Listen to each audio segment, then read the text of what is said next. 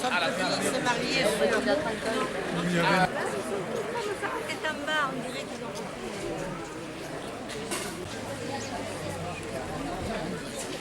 Ah non, mais je l'ai. Eh oui, mais j'en ai plus de celui-là. Non, mais j'en ai plus de celui-là. Le mur est à l'extérieur, c'est très facile.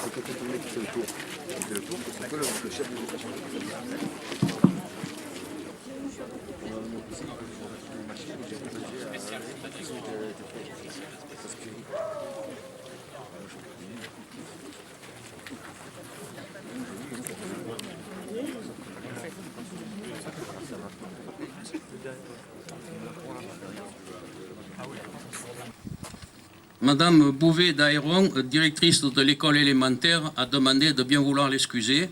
Elle est représentée par Madame Monnier et elle nous a signalé que les élèves ont commencé d'étudier la Première Guerre mondiale et les diverses commémorations. Nous allons attaquer la cérémonie. Maxime Musclat va vous lire l'explication du drapeau tricolore. Le drapeau tricolore. Lorsque la Révolution éclate, les gardes nationaux, créés le 13 juillet 1789, arborent une cocarde bleue et rouge, couleur de la ville de Paris. Reconnue par Louis XVI le 17 juillet, la garde nationale ajoute le blanc, couleur du roi. Ainsi naît le tricolore. Le 21 octobre 1790, Louis-Marie Larevellière Lespeaux propose à l'Assemblée nationale d'étendre l'application des trois couleurs au drapeau national. Le décret du 24 octobre 1790 arrête cette décision. Le rouge côté ampe, le blanc puis le bleu. Le 27 pluviose en 2, 15 février 1794, le décret numéro 2181 annule et remplace celui du 24 octobre 1790. Dans son article 2, il définit la forme exacte du drapeau tricolore. Le pavillon national sera formé des trois couleurs nationales, disposées en trois bandes égales, posées verticalement de manière que le bleu soit attaché à la gaule du pavillon, le blanc au milieu et le rouge flottant dans les airs. Le drapeau tricolore ne sera plus jamais abandonné, à part sous la Restauration de 1815 à 1830. Et il est mentionné comme emblème national dans la Constitution de la Ve République. Message de Monsieur le ministre par Monsieur le maire.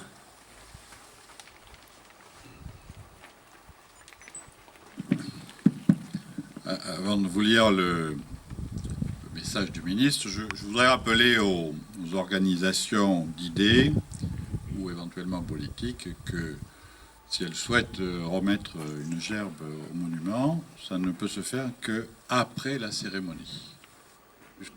Vraiment après. Alors, ces précisions étant apportées, donc message de Kader Arif, ministre délégué auprès du ministre de la Défense en charge des anciens combattants. Cérémonie du 11 novembre. Le 11 novembre 1918, à 11 h, les clairons sonnaient le cessez-le-feu tout au long de la ligne de front, mettant fin à 4 ans d'une terrible guerre. Premier conflit mondial qui marque par son ampleur et par le nombre de victimes militaires et civiles l'entrée brutale dans ce XXe siècle sanglant, la Grande Guerre marquera à jamais les esprits. Car malgré la joie de la victoire, les familles pleuraient leur mort. Une hécatombe venait de se produire et bientôt chacun ressentait l'impérieuse nécessité que la nation tout entière, pour se reconstruire, reconnaisse son malheur et s'y associe. Plusieurs étapes favoriseront cette résilience. L'inhumation sous l'Arc de Triomphe le 28 janvier 1921 du corps d'un soldat inconnu pour symboliser tous les morts de la Grande Guerre. Le vote par le Parlement, il y a eu 90 ans cette année, le 24 octobre 1922, d'une loi fixant au 11 novembre la commémoration de la victoire et de la paix.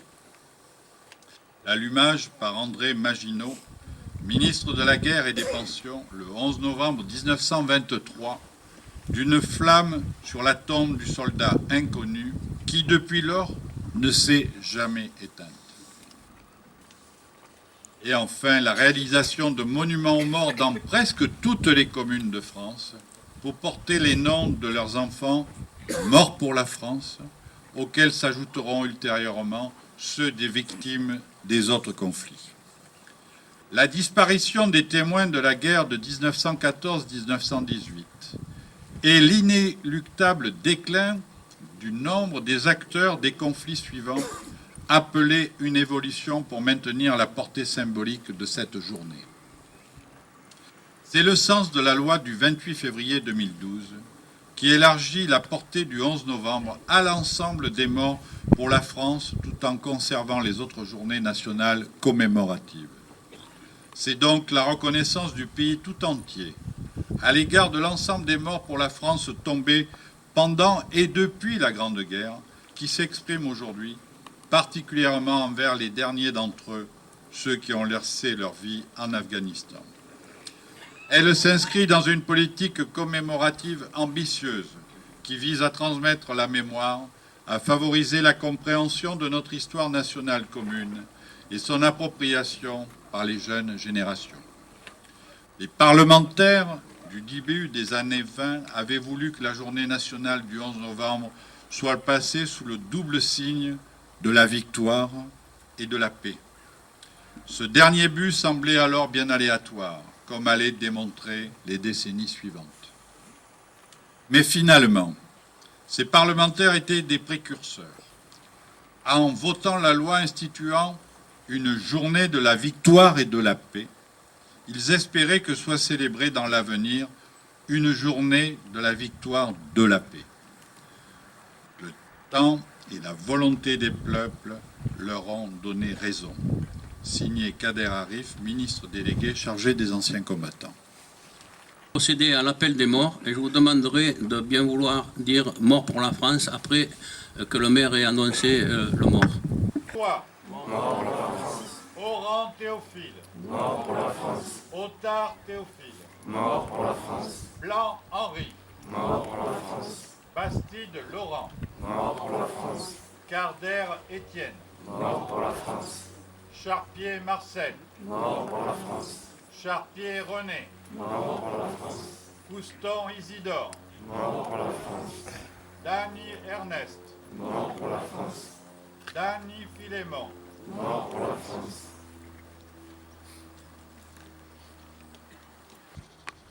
Denis Delphin. Mort pour la France. Derichot André. Mort pour la France. Dumont Laurent. Mort pour la France. Durbesson Léon.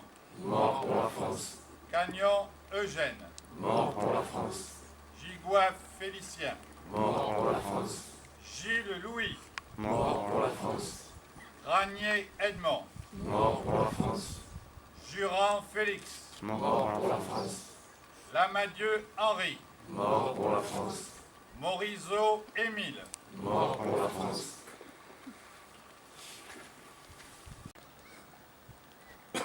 Mout Joseph. Mort pour la France. Mout Léon. Mort pour la France. Pascal Eugène.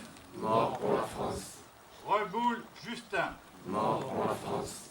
Rémusant Louis. Mort pour la France. Rey François. Mort pour la France. Sarlin Antonin. Mort pour la France. Servant Antoine. Mort pour la France. Ulpa Marius. Mort pour la France. Uscla Eugène. Mort pour la France. Granier Eugène. Mort pour la France.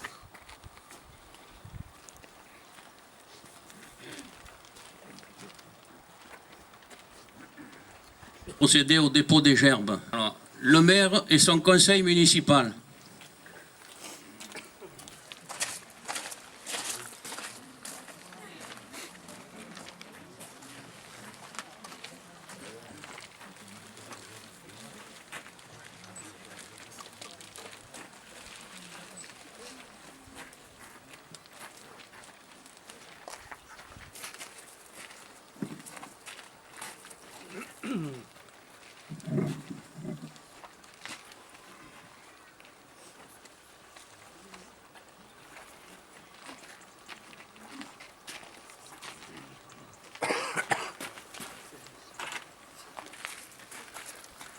Sapeurs-pompiers.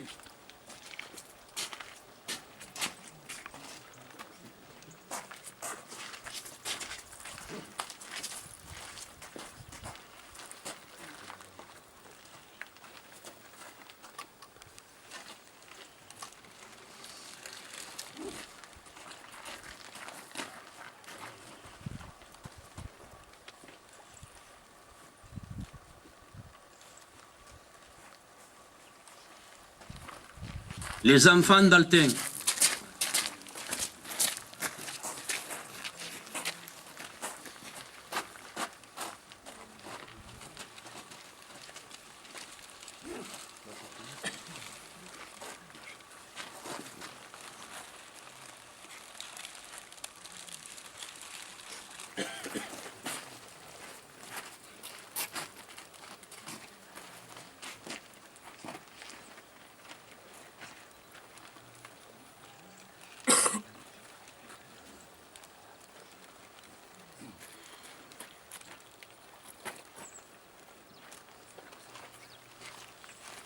Constaté qu'au tonnes colorées venaient les mains vides, mais le florissement du monument était déjà fait au préalable. C'est tous les chrysanthèmes qui sont devant. Ouais, offert par Automne coloré, bien sûr. Solidarité alténoise.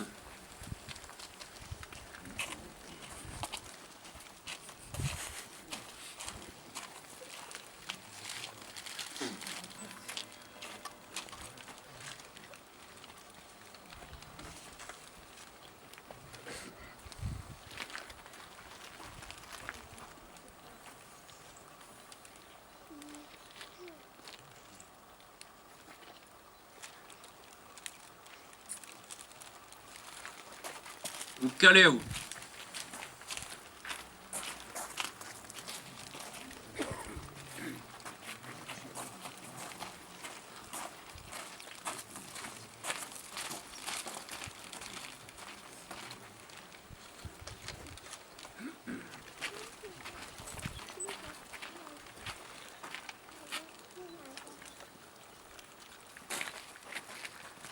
Comité officiel des jumelages.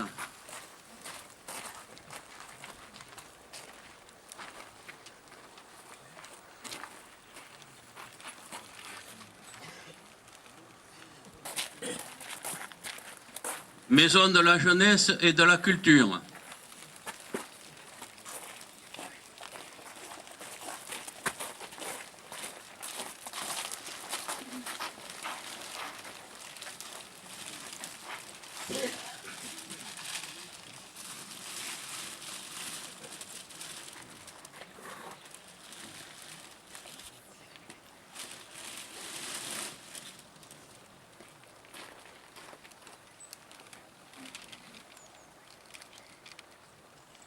Des commerçants et artisans alténois.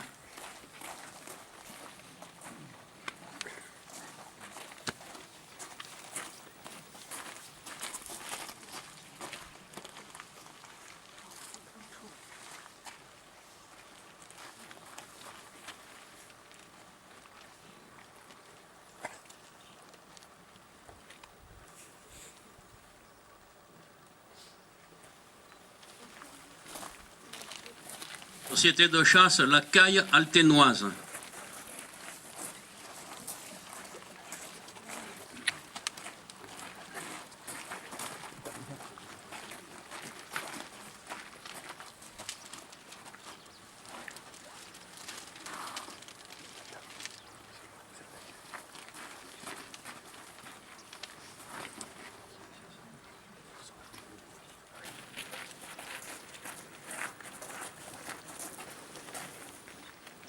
Après la sonnerie au mot, je vous demanderai d'observer quelques instants de recueillement.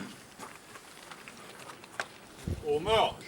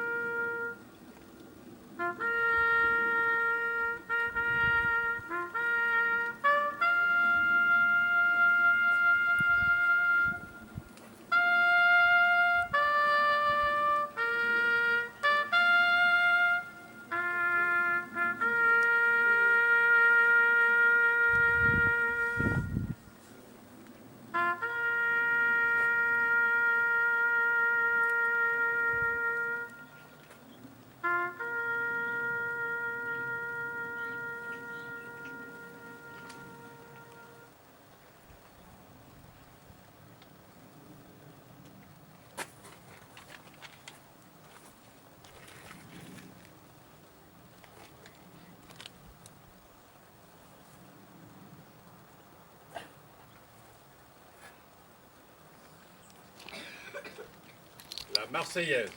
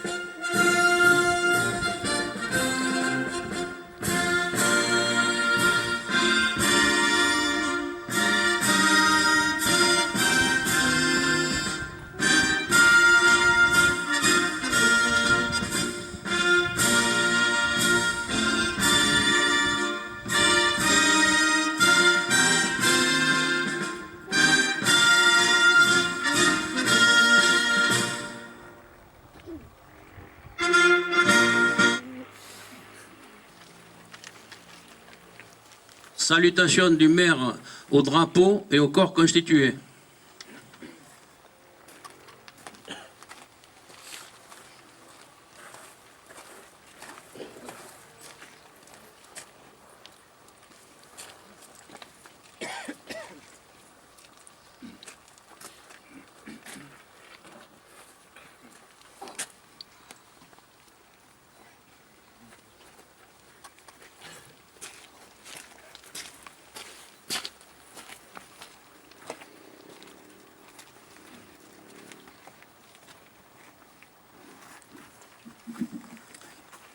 La cérémonie touche à son terme. Je vous remercie d'être venus aussi nombreux comme d'habitude. Et je vous remercie les corps constitués, les présidents d'associations, les directeurs d'école, les personnes qui jouent un rôle important dans la commune. Et puis, comme chaque fois, je vous invite à venir partager l'apéritif offert par la municipalité à la salle de réunion au rez-de-chaussée dans quelques minutes, le temps de retourner à la mairie. Merci à tous et bien bon 11 novembre.